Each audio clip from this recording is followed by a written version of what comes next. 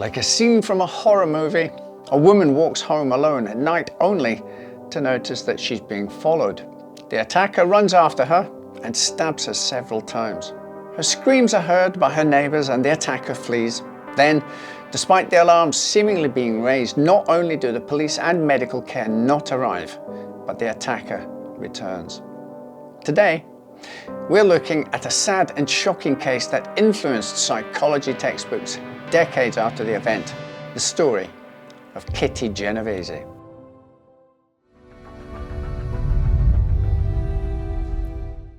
Catherine Kitty Genovese was a born and bred New Yorker, born in Brooklyn in 1935 and living there until one fateful night in March 1964. The rest of her family moving to Connecticut in 1954 after her mother witnessed a murder.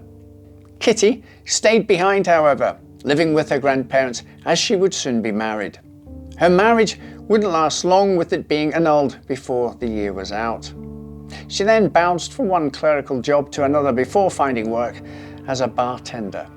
Despite being arrested for taking sporting bets for customers, Kitty was hardworking and soon found herself managing a bar, working double shifts in a hope of saving enough to open her own Italian restaurant. She had also recently moved to an apartment in Kew Gardens, which she shared with her friend Anne Zalonko. Things were looking up, but that would all change at a set of traffic lights in the early hours of March the 13th, 1964. At 2:30 a.m, Kitty pulled the shutters down at the bar and set off home in her red Fiat. On her journey, she stopped at a set of red traffic lights and waited for them to change. Unbeknownst to her, she had caught the eye of a man sat in a parked car at the side of the road. This was 29-year-old Winston Moseley, a machine operator with a wife, 3 children, and no criminal record, though he was more than deserving of one. That night, he had left his home, wife and children with one sole depraved motivation: to find a victim. As Kitty sat unaware at that red light, Moseley had made his choice. He tailed her back to her apartment and watched as she parked up some 100 feet from her door. Then, as she made her way down the alleyway towards her home, he made his move, chasing after her, hunting knife in hand. Upon catching up to her, he twice plunged the hunting knife into her back. Kitty screamed, "Oh my God, he stabbed me. Help me." Her screams were heard by several neighbors. One of those, Robert Moser, shouted at Moseley to let that girl alone. With that, Moseley ran off and the seriously injured Kitty Genovese staggered towards the rear of the apartment building, but a locked door prevented her entry. With the alarm seemingly raised, she may have felt that it was just a matter of time before help would arrive. Sadly, that wasn't to be. Instead, 10 minutes after fleeing the scene, Moseley returned wearing a wide-brimmed hat to cover his face. He brazenly scoured the area, searching for Genovese. Finding her at the rear of the apartment building, he renewed his savage attack. Kitty's hands were cut as she tried to defend herself, but it was to no avail. With his victim subdued due to the beating or blood loss, he then raped her and, with one final insult, stole the $49 she had in her purse. He then left her to die. Shortly after the second attack, her neighbor and friend, Sophia Farrar, found Kitty and held her until an ambulance arrived. Sadly, she succumbed to her wounds before she could reach the hospital. How could this have happened? What kind of failure could lead to a murder being stopped, only to have the killer return moments later to finish his heinous task? Days later, the New York Times printed a story about the murder. In it, the writer, Martin Gansberg, claimed that 38 people had witnessed the murder and did nothing. Until this headline, the story of Kitty's murder received little coverage. But one quote in particular stuck in the public psyche. An unidentified neighbor is said to have seen part of the attack, then deliberated before asking another neighbor to call the police because they didn't want to get involved. This quote was felt to echo loudly the callous and apathetic attitudes of people living in big cities, and New York in particular. Over the years, the Genovese case was widely studied by psychologists who proffered a theory that became known as the bystander effect, or Genovese syndrome. The theory proposes that people are less likely to help or intervene in a situation if other people are present. Many reasons are given for this in actions such as ambiguity, where if a person happens upon a scene where someone is in need of help but no one else is helping, it can lead them to misinterpret others' lack of initial response as a lack of concern, leading each new bystander to decide that the situation is not serious. There can also be cultural factors, such as in Chinese society, where in some parts the ethical system is based on close-knit ties and kinship, where strangers are looked upon with suspicion. Case in point, the tragic death of 2-year-old Wang Yu, who was hit by 2 cars and left to die as 18 people skirted around her body. This and other incidents have led to China and several other countries such as Germany and Brazil to implement Good Samaritan laws, where bystanders can be punished for not taking action.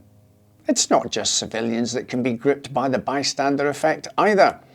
In the case of Raymond Zach, a Californian man who possibly in an attempt to commit suicide walked out to the waters off of Robert Crown Memorial Beach. With the water up to his neck, the police, firefighters and members of the public looked on until Zach collapsed, each expecting someone else to do something.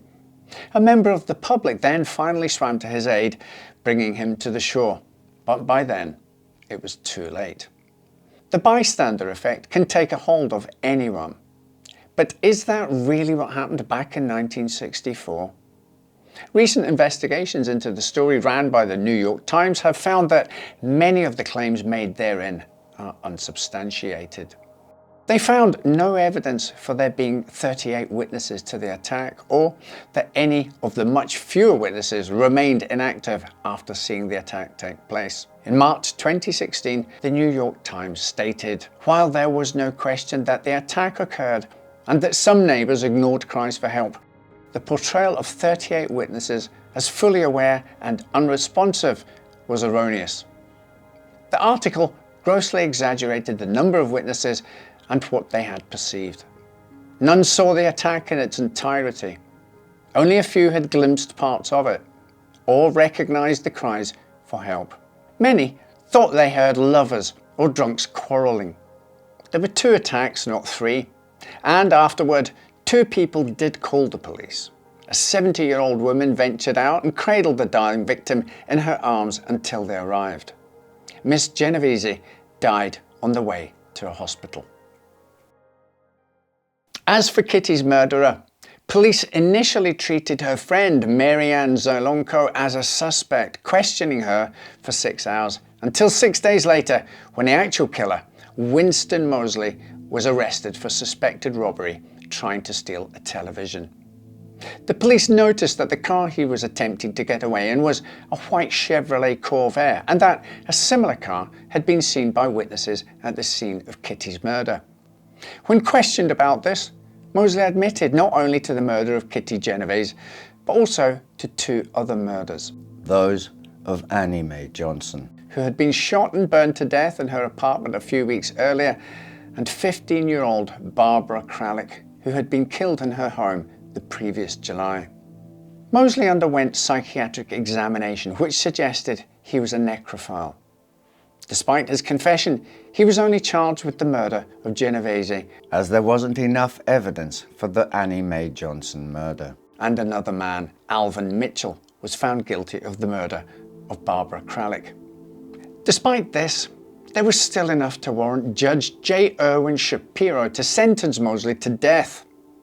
On appeal, this was reduced to lifetime imprisonment. His reign of terror didn't end there, however, as in 1968, he overpowered a correctional officer and went on the run for several days, raping a woman and holding several people hostage until he eventually gave himself up. This earned him 2 extra 15-year sentences to run concurrently with his life sentence. In 2015, Mosley had his 18th parole hearing, where once again he showed little remorse for the murder of Kitty Genovese, and again his parole was denied.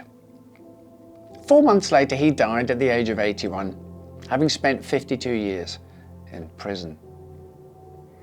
So there we have the tragic story of Kitty Genovese, whose murder not only led to the theory of the bystander effect, but also helped to speed up the introduction of a nationwide emergency service number for the United States, 911. Before the murder, there was no centralized number that people could call to report an emergency, and although the push for started many years beforehand, this case helped to give that movement momentum. How do you think you'd react if you heard someone scream in the middle of the night? Would you dismiss it as someone else's problem, or take action? Let us know in the comments below. Right then, until next time, take care, and I'll see you in the next one.